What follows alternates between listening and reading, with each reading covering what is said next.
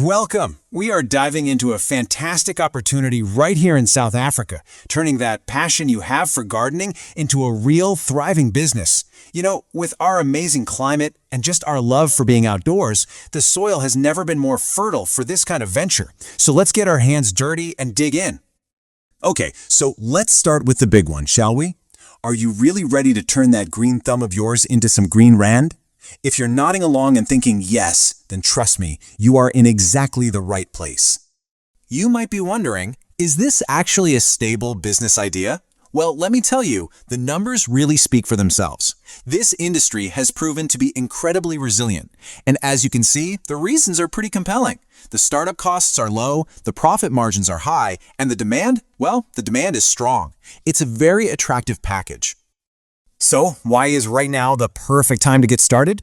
In this first section, let's take a closer look at the fertile ground for this business and really understand the green opportunity that's just waiting for you.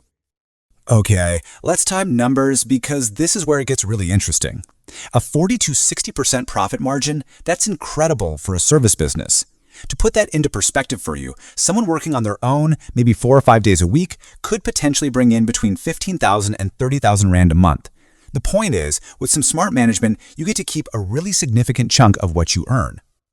And the thing is, your potential client base is absolutely huge and incredibly diverse. So many South Africans love having a beautiful, well-kept garden, but they just don't have the time or the right tools or maybe even the skills to do it themselves. And that creates demand literally everywhere, from homes in the townships and suburbs to businesses, schools, even municipalities. All right, let's move on to the really crucial planning phase. Building a strong foundation is everything. You see, success here isn't just about working hard. It's about having a smart strategy from the very beginning. Before you spend any single rand on a tool, you've got to do your homework. Become a bit of a detective. First, just observe. Literally walk through the neighborhoods you want to work in and spot those overgrown lawns. Then, analyze. Go online, search gardening business near me, and read the reviews of your competitors. The customer complaints, those are your opportunities. And finally, talk to people. Ask potential clients what they actually need and what they'd be willing to pay for it. Okay, next up, you need to decide on your focus. Are you going to be a generalist? Offering the basics like mowing and weeding to everyone? Or are you going to specialize? Finding a niche, something like tree felling or water-wise landscaping, can really help you stand out and, importantly, let you charge higher prices for your specific expertise. Now it's time to put together a simple business plan. And please, don't let those words scare you. We're not talking about a 50-page thesis here. This is just a roadmap for you.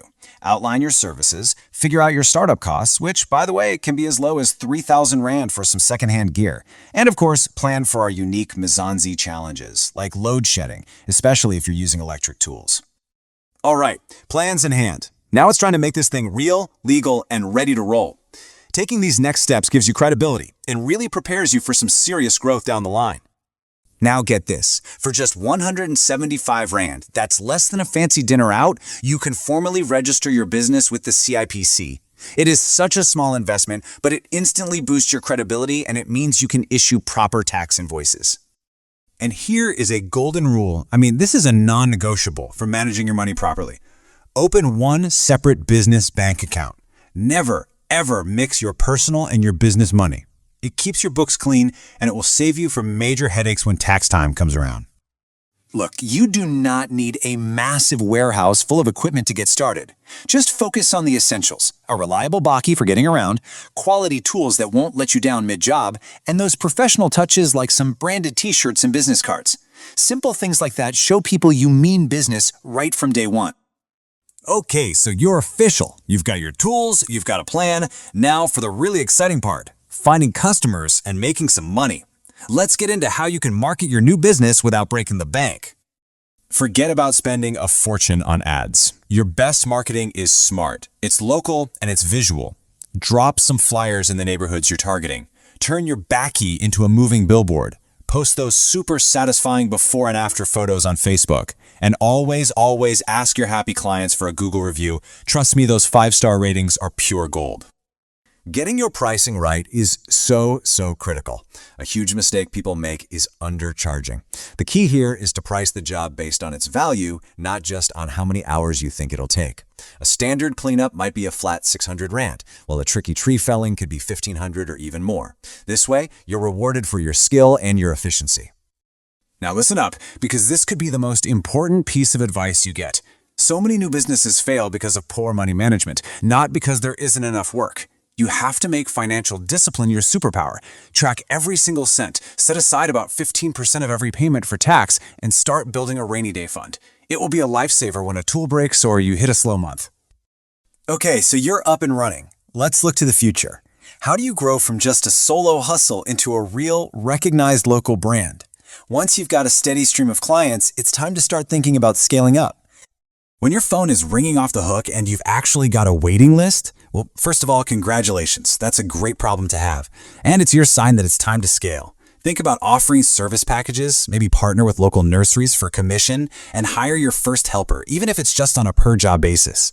This is also when you invest in a professional logo and uniforms to really build that brand identity. You know, this whole thing really boils down to this one simple idea. Here in South Africa, that desire for beautiful green spaces is a constant. The market is there, the need is absolutely real, and it doesn't cost a fortune to get started. The soil is ready. All you need to do is plant the seed. And there you have it. That's our blueprint for starting a gardening business right here in South Africa. We've given you the whole plan, from planting that initial idea to growing it into a real brand.